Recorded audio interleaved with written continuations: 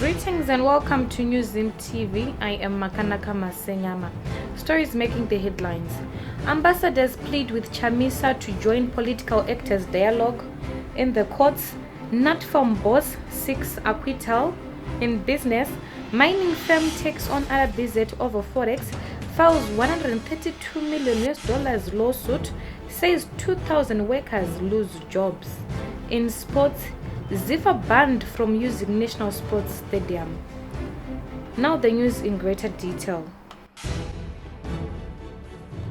The diplomatic community Friday appealed with disputed main opposition leader Nelson Chamisa to join the political parties dialogue platform initiated by President Emmerson Mnangagwa.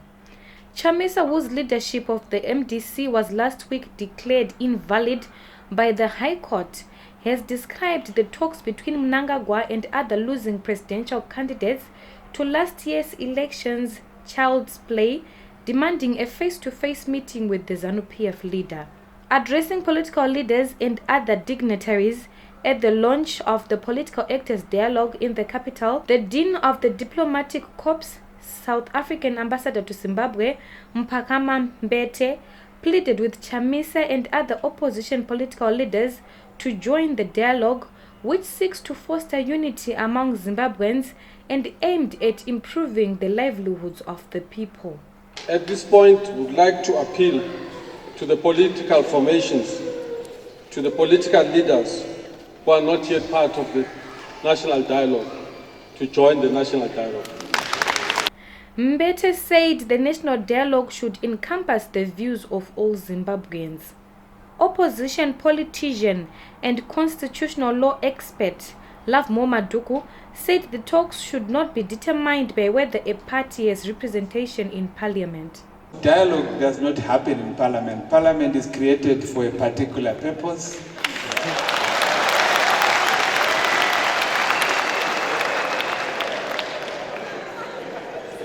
We know it, the constitution is clear about that, to make laws, make government accountable. We all see what parliament does every day on television. So that is not dialogue. Dialogue must happen outside parliament. And once we have agreed on issues, parliament must respond to the interests of the people. So it's not about you sitting in parliament and opposing what people outside. 3 opposition MDC MPs have approached the High Court seeking compensation for violation of their fundamental rights.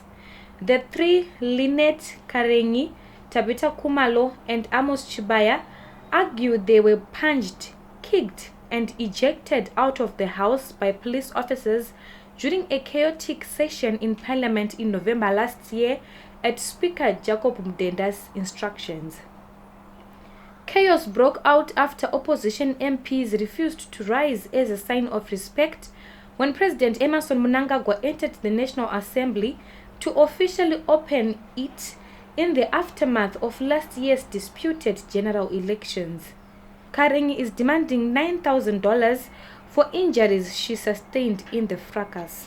In the courts, corruption-accused National Pharmaceutical Company Managing Director Newman Madzikwa has made an application for discharge at the close of the state's case.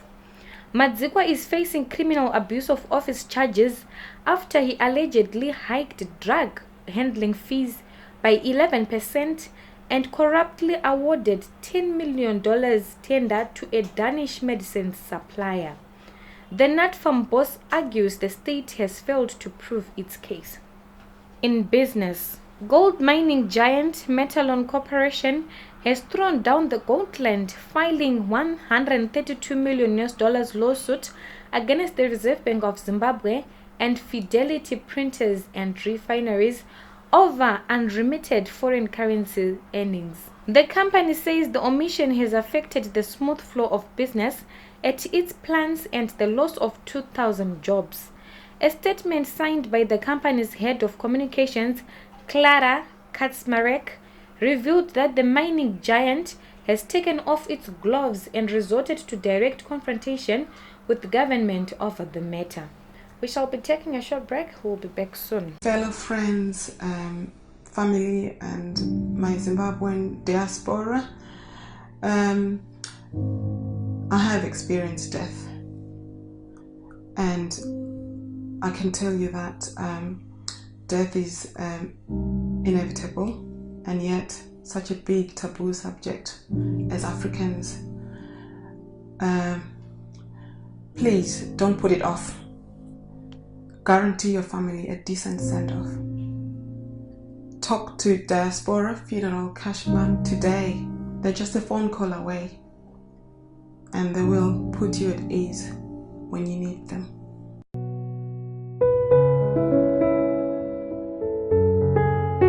We end with sports. The Confederation of African Football has banned the use of the country's foremost football ground, the National Sports Stadium, for one match following the death of a supporter during the Warriors' final 2019 Africa Cup of Nations qualifier against Congo at the same venue on March 24. A 38-year-old woman, Egna Nyamadzao, was trampled to death after a gate fell as scores of fans tried to sort access minutes before the match. In a statement on Friday, ZIFA said the continental body had banned ZIFA from using the facility for national teams matches for 2 matches, one which was suspended. Meanwhile, Harare Giants Dynamos have been handed a major boost ahead of their date against basement side Bulawayo Chiefs at Barberfield Stadium on Saturday, following the return of striker Ngandu Mangala and defender Godfrey Mukambi from suspension. Mangala was one of the several absentees in the Dynamo starting lineup during their hard-fought 1-0 victory over a determined Yada FC side at Rufaro last Sunday due to suspension, while Mukambi had been serving a 3-match suspension for his red card against Chicken Inn last month. Dynamo's assistant coach Biggie Zuze revealed that the return of Mangala and Mukambi, coupled by the return of other players from injuries, was a major boost for the team ahead of the match against Bulawayo Chiefs. To end this news bulletin, here's a recap of headlines once more. Ambassadors plead with Chamisa to join political actors dialogue. And the courts, Nat Farm boss seeks acquittal. In business, mining firm takes on RBZ over Forex, files $132 million lawsuit, says 2,000 workers lose jobs. In sports, ZIFA banned from using National Sports Stadium. Reporting for NewsZimbabwe.com, I am Makanaka Masenyama. For these and more stories, visit our website www.newszimbabwe.com and our YouTube channel, NewsZim TV.